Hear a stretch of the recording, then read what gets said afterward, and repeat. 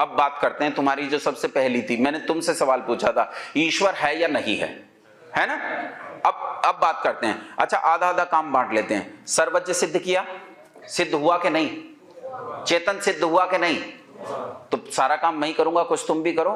बोलो सर्वज्ञ है तो बोलो, है तो बोलो। आधा आधा काम बांट लेते। बोलो सर्वज्ञ ना, मजा नहीं आया। सर्वज्ञ चेतन, फिर से बोलो सर्वज्ञ चेतन, जिसे दो दो बार कह चुके हो है, अब कह सकते हो नहीं है। अरे जब उसकी सर्वज्ञता वो सिद्ध किया तब भी उसका अस्तित्व सिद्ध किया, और जब उसका चैतन्य सिद्ध किया तो भी उसका अस्तित्व सिद्ध किया। तो बोलो है कि नहीं है? और सुनो, कोई माने तब भी है और कोई ना माने। ये सामने स्टैंड रखा है, इस पे मोबाइल लगा है, इसे मानना बंद कर दो, गायब हो जाएगा क्या?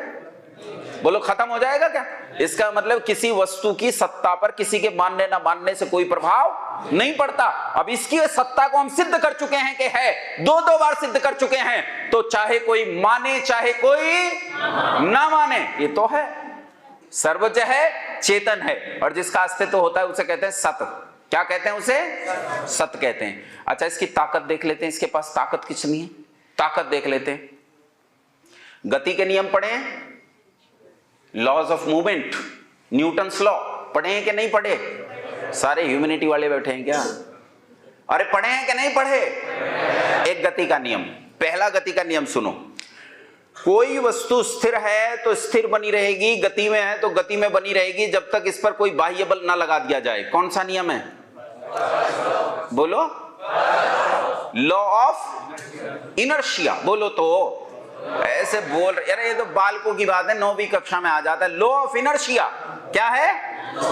हिंदी वाले कहते हैं जड़त्व का सिद्धांत। कौन सा सिद्धांत है? Law of inertia. कोई वस्तु स्थिर है तो स्थिर बनी रहेगी, कोई वस्तु गति में है तो गति में बनी रहेगी, जब तक इस पर बाह्य बल आरोपित। पर एक नियम समझ में आ गया। अब दूसरा नियम समझो, अगर किसी वस्तु को गति में लाना है, जैसे ये वस्तु है, मुझे इसे गति में लाना है, तो इसके द्रव्यमान के बराबर या इसके द्रव्यमान से ज्यादा बल लगाना पड़ेगा, तब इसे मैं गति में ला सकता हूं। देखो मैंने इस पर बल लगाया तो इसमें जितना द्रव्यमान है, मेरा जो इस पर फोर्स है, जितने न्यूटन फोर्स में इस पर अप्लाई कर रहा हूं, वो इसके द्रव्यमान से ज्यादा होगा, तब मैं इसे हिला सकता हूं। बोलो हाँ के ना? अच्छा ये बताओ, क्या मैं इस दीवार को हिला सकता हूं? क्या हम सारे मिलकर इस दीवार को हिला सकते हैं? नहीं। कारण इसका द्रव्यमान हम सबके बल से। समझ में आई? अच्छा कितनी तेज मोटरसाइकिल चलाई है आज तक? 60 किलोमीटर प्रति घंटा, 100 किलोमीटर प्रति घंटा। अच्छा कोई तुम में से माइकल शूमाकर होगा, उसने 150 किलोमीटर प्रति घंटा की रफ्तार से बाइक दौड़ाई होगी, है? अच्छा मैं आपसे कहता हूं, एक बाइक है और एक बाइक सवार है, और ये 3000 किलोमीटर प्रति घंटा की रफ्तार से बाइक चलाता है, इसके पीछे बैठो और दिल्ली चले जाओ, एक क्षण में दिल्ली पहुंच जाओगे। कौन कौन जाना चाहता है? कोई नहीं जाएगा। क्यों? सबको पता है ये ले जाने वाला है ही नहीं, ये रास्ते में ही पटक देगा, कहीं मार डालेगा, ये ले जाने वाला नहीं है। लेकिन आप जानते हो, जिस पृथ्वी पर बैठे हो, जिस पृथ्वी पर बैठकर आराम से सत्संग कर रहे हो, ये पृथ्वी लाखों किलोमीटर प्रति इकाई की गति से दौड़ रही है। इतनी तेज रफ्तार है इस पृथ्वी की, सूरज के चारों तरफ जो दौड़ती है। और कमाल की व्यवस्था देखो, सिर का एक तिनका भी, सिर का एक बाल भी हिलता तक नहीं है, और तुम्हारे मन में किसी किस्म का कोई डर नहीं है। जिसके पास इतनी ताकत हो, जो पृथ्वी को इतनी ताकत दे सकता हो, बोलो वो थोड़ा शक्तिमान है कि सर्वशक्तिमान है? बोलो। और एक सूरज थोड़े, वो एक पृथ्वी थोड़े, पृथ्वी से 300 गुना बड़ा बृहस्पति है, और इन सारे ग्रहों से कई लाख गुना बड़ा सूरज है, इन सबको गति देने वाला। बोलो क्या कई लाख अमेरिका मिलकर भी उसका बराबरी कर सकते हैं? बोलो थोड़ी शक्ति वाला के सर्वशक्तिमान? बोलो। इसे भी समझो, सर्वशक्तिमान किसे कहते हैं, इसे अच्छे से समझो। अगर ये बात तुम्हारी समझ में आ गई तो गारंटी लेता हूं, दुनिया में कोई भी ढकोसलेबाज, कोई भी नाटकबाज, पाखंडीबाज तुम्हें बहका नहीं पाएगा। धर्म के मार्ग में तुम्हें कभी बहका नहीं सकता, अगर तुम्हें यह बात समझ में आ गई कि सर्वशक्तिमान किसे कहते हैं। सीधे बैठो, सीधे बैठो। देखो सर्वशक्तिमान किसे कहते हैं, अभी झुक गए थे ना, इसी से समझाता हूं, इसे समझो। एक आदमी बेड पर पड़ा है, ध्यान से सुनो, एक आदमी बेड पर पड़ा है और वेंटिलेटर से इसे सांस दिया जा रहा है। वेंटिलेटर एक मशीन होती है जिससे जब फेफड़े सांस नहीं लेते तो उस मशीन से सांस दिया जाता है। तो ये इतना कमजोर है कि इसके शरीर में इतना भी बल नहीं कि सांस ले सके। इसे हमने दवाइयां दी, खाने पीने को दिया, इसकी ताकत बढ़ी तो वेंटिलेटर मशीन हट गई। यहां ध्यान दो मेरी ओर, ताकत बढ़ी, साधन घटा। समझ रहे हो? ताकत बढ़ी और एक साधन घट गया। ये बेड पर लेटा रहता था, लेकिन ताकत और बढ़ी, अब इसे बेड पर लेटने की जरूरत नहीं है। तो समझ जाओ, ताकत बढ़ी, साधन की जरूरत घटी। ताकत और बढ़ी, अब ये बेड पर बैठा भी नहीं रहता, अब ये व्हील चेयर पर बैठकर अपने हाथों से व्हील चेयर को चलाता है। ताकत बढ़ी, साधन की जरूरत घटी। अब इसकी ताकत और बढ़ी, अब इसे व्हील चेयर की जरूरत नहीं है, ये बैसाखी लेकर चल लेता है। ताकत बढ़ी, साधन की जरूरत घटी। अब कुछ दिन बाद इसकी ताकत और बढ़ी, अब इसे इन बैसाखियों की जरूरत नहीं है, ये दीवार का सहारा लेकर चल लेता है। ताकत बढ़ी, साधन की जरूरत घटी। क्या सीखा? कि जैसे जैसे ताकत बढ़ती है वैसे वैसे साधन की जरूरत घटती जाती है। और ताकत बढ़ते बढ़ते बढ़ते बढ़ते जब अंतिम अवस्था पर पहुंच जाती है, जब व्यक्ति हो जाता है सर्वशक्तिमान, तो साधन की जरूरत हो जाती है शून्य। फिर साधन की कोई जरूरत नहीं रहती। बात समझ में आई? अर्थात जिसे अपने काम करने में किसी साधन, किसी व्यक्ति की जरूरत ना हो, उसे क्या कहते हैं? सर्वशक्तिमान। सर्वशक्तिमान का मतलब है जिसे अपने काम करने में किसी सहायता, किसी साधन, किसी व्यक्ति की जरूरत। शरीर क्या है? साधन। शरीर क्या है? साधन। क्योंकि यह सर्वशक्तिमान है, इसीलिए इसे शरीर नाम के साधन की जरूरत भी नहीं है। और जिसके पास शरीर जैसा साधन भी ना हो उसे कहते हैं निराकार। क्या कहते हैं? समझ रहे हो? उसके पास कोई आकार नहीं, उसके पास शरीर नहीं है, क्योंकि वो सर्वशक्तिमान है, इसलिए उसे किसी साधन की जरूरत नहीं है। समझ में आई बात? और जो निराकार है, आकार ही नहीं है, सब जगह रहता है। सब जगह कहां रहता है? वो सुदूर आकाश गंगाओं में रहता है, वहां रहकर व्यवस्था को चलाता है। और यहां एक परमाणु के भीतर रहता है। एक ही परमाणु के एक ही ऑर्बिटल में दो इलेक्ट्रॉन चक्कर लगा रहे हैं, और एक क्लॉकवाइज स्पिन ले रहा है, दूसरा एंटी क्लॉकवाइज, और दोनों में आज तक एक्सीडेंट। कमाल की बात देखो, दोनों में इलेक्ट्रोमैग्नेटिक फील्ड काम कर रहा है, लेकिन इलेक्ट्रोमैग्नेटिक फील्ड काम करने के बावजूद भी आज तक कोई एक्सीडेंट। बताओ किसी के घर में परमाणु फटा हो तो? अगर फट गया तो? अगर फट गया तो? ये वही तो सामान है जिसके कारण यूक्रेन बेचारा रो रहा है। परमाणु का फट जाना क्या कहलाता है? कौन सा बम है? अरे परमाणु फट जाए तो कौन सा बम बन जाता है? परमाणु बम। और परमाणु बम कोई छोटी मोटी चीज है? अगर परमाणु फट जाएगा तो भयंकर नुकसान होता है भाई, और चेन रिएक्शन पैदा होती है, और चेन रिएक्शन को रोकना संभव नहीं है। नाभिकीय रिएक्टरों में रोकते हैं, लेकिन उसका भी बहुत तरह के साधन किए जाते हैं, तब जाकर इन चेन रिएक्शन पर किसी तरह काबू पाया जाता है। ये सब जगह रहता है, और सब जगह रहने से इसे क्या कहते हैं? सर्वव्यापक। क्या कहते हैं बोलो? कितनी बातें सिद्ध की मैंने अब तक? सावधानी से बैठो, सीधे मेरी ओर ध्यान दो। बोलो पहला गुण क्या सिद्ध किया था? अरे सुन भी रहे थे कि नहीं? सर्वज्ञ। पहला क्या था? दूसरा चेतन, तीसरा सत, चौथा सर्वशक्तिमान, पांचवा निराकार, और छठा सर्वव्यापक। आया क्या नहीं समझ में? फिर से बोलो पहला क्या था? वो मैं पहले अध्यापक रहा हूं, और अध्यापक के पास बहुत तरह की जादूगरी होती है बेटा। अध्यापक मनुष्य को मुर्गा बना देता है। देखा है तुमने क्लास में? अध्यापक के पास बहुत योग्यता होती है, तुम तो बिल्कुल ध्यान नहीं देते हो। ध्यान दो, पहला गुण क्या था बोलो? दूसरा चेतन, तीसरा सत, चौथा सर्वशक्तिमान, पांचवा निराकार, छठा सर्वव्यापक। समझ में आया? छठा क्या है? इसके कर्मों को देखकर सिद्ध किया, इसका मतलब ये करता है। इसका मतलब क्या है? जो कर्म करने वाला है उसे क्या कहते हैं? कर्ता। इसका मतलब ये करता है। और जो करता है तो क्या करता है? क्या करता है भाई? क्या करता है? लोग कहते हैं इसकी मर्जी के बिना पत्ता नहीं हिलता। ये झूठी बात है, ये झूठी बात है। ये किसी माँ की रोटी नहीं बनाता, ये ऐसा भी नहीं करता कि पड़ोसी की दीवार गिर जाए, ये भी नहीं सोचता कि पड़ोसी का कटड़ा मर जाए, ये बात सुनकर वो तुम्हारी भैंस को मारे या कटड़े को मारे, ये काम नहीं करता है ये। फिर ये क्या करता है, क्या करता है? ये केवल 5 काम करता है, इसके अपने काम हैं और केवल 5 काम है। पहला काम, सृष्टि का निर्माण करता है। मेरी ओर ध्यान दो। अरे कोई बात नहीं, वो बड़ा विस्मय में है बालक बीच में एक। हाँ, क्यों इतने विस्मय में? वो ऐसा हो जाता है भाई। यहां ध्यान दो। पहला गुण क्या है? पहला काम क्या है इसका? सृष्टि का पालन करना। पहला सृष्टि का निर्माण करना, दूसरा सृष्टि का पालन करना, तीसरा प्रलय करना, इस सृष्टि को डिसमेंटल करना, चौथा इसके लिए कानून बनाना, और चौथा कानून के हिसाब से लोगों को दंड देना। ये 5 काम करता है। इन 5 काम के अलावा संसार में ये कोई काम नहीं करता। अच्छा ध्यान से सुनो, ध्यान से सुनो। निर्माण करने वाला ये है, तो तुम्हारा निर्माण किसने किया? इसी ने। बोलो। अच्छा, केवल करनाल के लोगों का निर्माण इसने किया या पानीपत वालों का भी, और यूक्रेन वालों का, और रशिया वालों का, और चीन वालों का, और अफ्रीका वालों का? अच्छा, सबका निर्माण इसी ने किया। लेकिन हम देखते हैं रचना अलग अलग है। अगर फैक्ट्री एक है तो उत्पाद भी कैसे होने चाहिए, लेकिन ये तो अलग अलग है। चीन के लोग देखो कैसे होते हैं, भारत के लोग कैसे होते हैं। भारत के लोगों की भौं यहां होती है और चीन के लोगों की यहां सिर पर रखी होती है। नहीं होता क्या? अरे मूंछ शुरू वहां से होती है जहां तुम्हारी खत्म हो जाती है। चीन के लोगों की नहीं, ऐसा लगता है शुरू होने से पहले खत्म हो जाते हैं।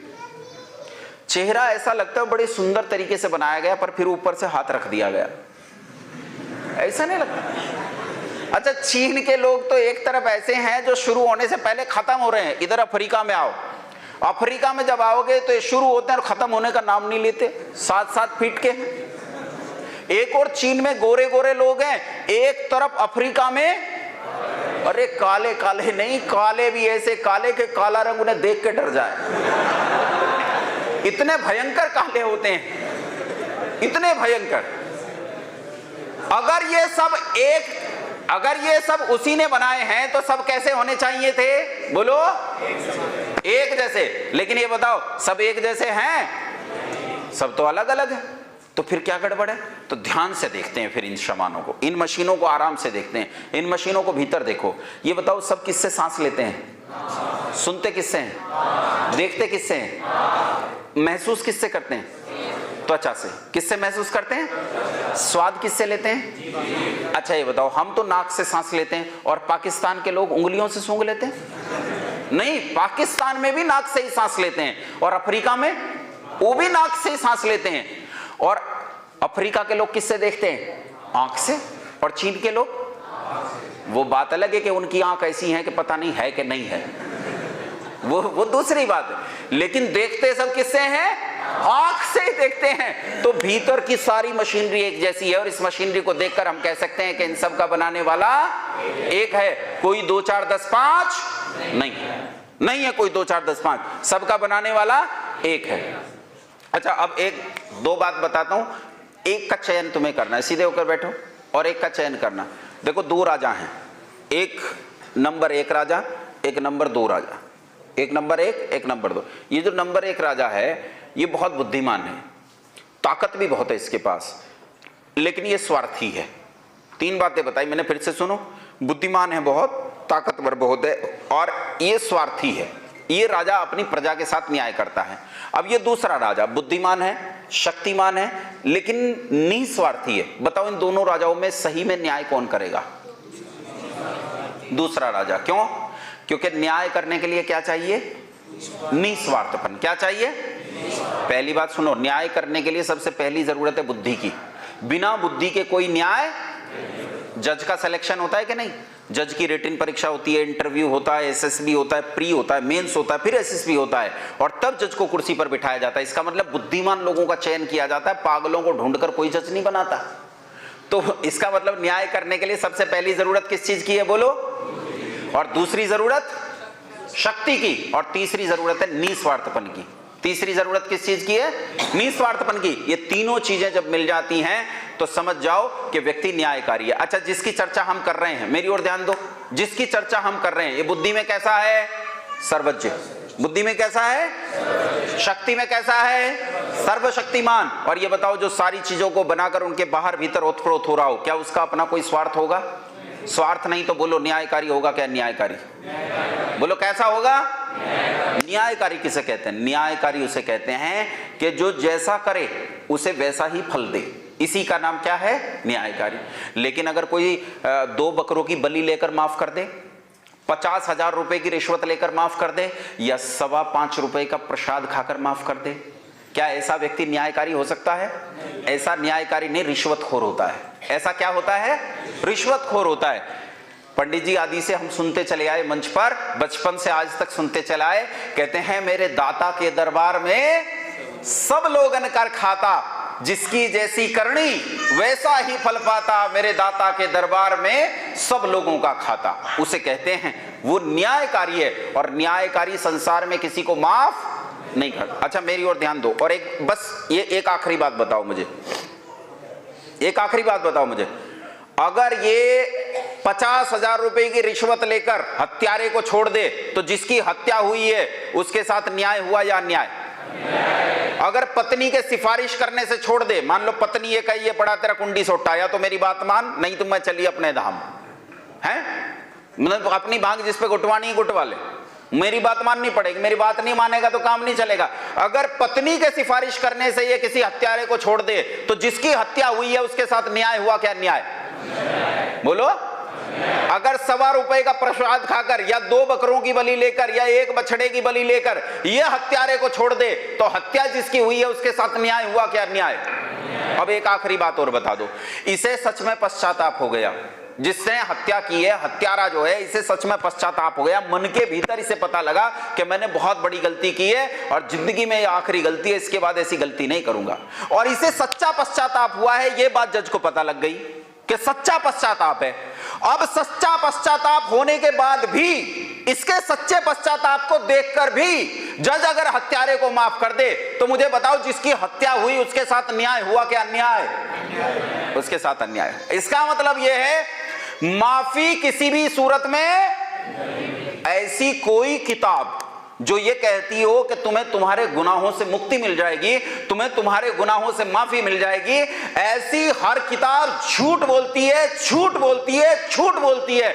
ऐसा हर व्यक्ति जो तुम्हें यह कहता है कि मेरे पास आओ, तुम्हारे कान में नामदान दूंगा और तुम्हें सारे गुनाहों से मुक्ति मिल जाएगी, मुझे फॉलो करना शुरू करो और तुम्हारे सारे पापों से मुक्ति दे दूंगा, बोलो सच बोलता है कि झूठ बोलता है? झूठ बोलता है, हर सूरत में झूठ बोलता है। गुनाहों की कोई माफी, गुनाहों का होता है दंड, गुनाहों का होता है पनिशमेंट, और जो पनिशमेंट देता है उसे क्या कहते हैं? न्यायकारी। ये कैसा है? न्यायकारी। और उसका ये न्याय सब पर एक जैसा बरसता है, इसलिए उसे कहते हैं दयालु। उसे क्या कहते हैं? दयालु। शास्त्री जी मेरा समय पूरा हो गया? अच्छा वैसे अभी समय पूरा नहीं हुआ, अभी तो मेरी आधी उम्र आई है, अभी और चलना है। लेकिन यूं समझो इस बात को कि वैसे समय पूरा हो गया है, लेकिन 5 मिनट में 5 एक चीज और समझा देता हूं जल्दी से। मैंने कैसा सिद्ध किया था? बोलो। सर्वशक्तिमान के साथ सिद्ध किया था। इसका कोई आकार, बोलो इसका कोई आकार, आकार उसका नहीं होता जो परमाणुओं से मिलकर नहीं बनता, जो परमाणुओं से मिलकर, और जो परमाणुओं से मिलकर नहीं बनता बेटा, उसका जन्म नहीं होता। उसका 10 हो गए थे अब तक, ये 11वां है। जिसका जन्म नहीं होता उसे कहते हैं अजन्मा। क्या कहते हैं उसे? अजन्मा कहते हैं। और जो अजन्मा है, जो जन्म ही नहीं लेता, क्या उसकी मृत्यु होगी?